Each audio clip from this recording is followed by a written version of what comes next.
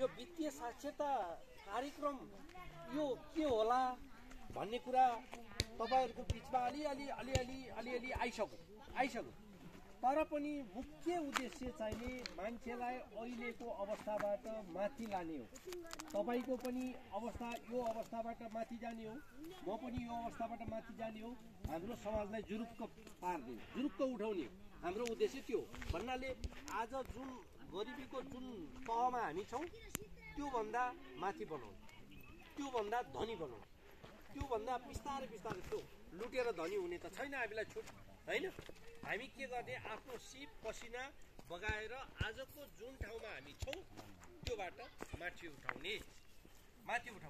तर हामीले के महसुस गर्यो भने 10औं वर्ष व्यवसाय गरिरहेछ दिदीबहिनी पुँजी भन्नाले अब उसको आफ्नो दिनचर्या चाहिँ सहजै भएको छ। छोराछोरी पढाउन, लुगाफाटो किन्न हैन, औषधि उपचार गर्न सहजै भएको छ। तर उसँग अगाडि गएर मानिलियो सबै व्यवसाय बन्द हुँदाखेरि के गर्ने त? एकजनाले भन्नुभयो बचत गर्नुपर्छ, पछि अभिभावकले भन्दा पनि हुन्छ मेहनत चाहिन्छ। दुई भन्नुभयो, एकजनाले बचत पर्छ भन्नुभयो, एकजनाले मेहनत गर्नुपर्छ भन्नुभयो। अरु पछाडी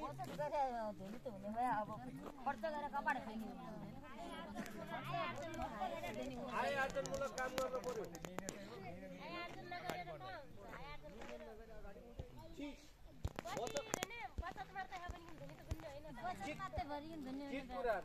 बचत पछाडी हजुरले के भने जस्तो लाग्यो?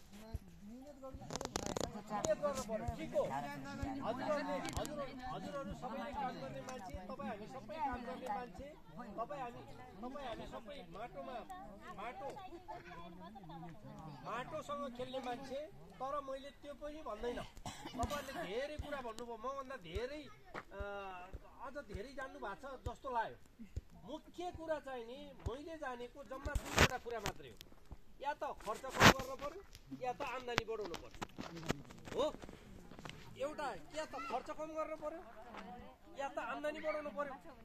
मैले अघि नै जोडेको कुरा चाहिँ के थियो भने दिदीबहिनीले कर्जा लिनुभयो, पैसा पनि तपाईको चलाउनु भयो, व्यवसाय पनि गर्नुभयो, तर उहाँले खर्च बढाउँदै जानुभयो के खर्च बढाउँदै जानुभयो। त्यसकारणले उहाँको तात्विक जीवनमा तात्विक फरक परेन। उहाँलाई सहजता भयो, काम गर्दै जाँदाखेरि सहज भयो, पैसा के गरौँ कसो गरौँ भन्ने त भएन। तर पनि अन्ततः चाहिँ नि तपाईँ जाँदा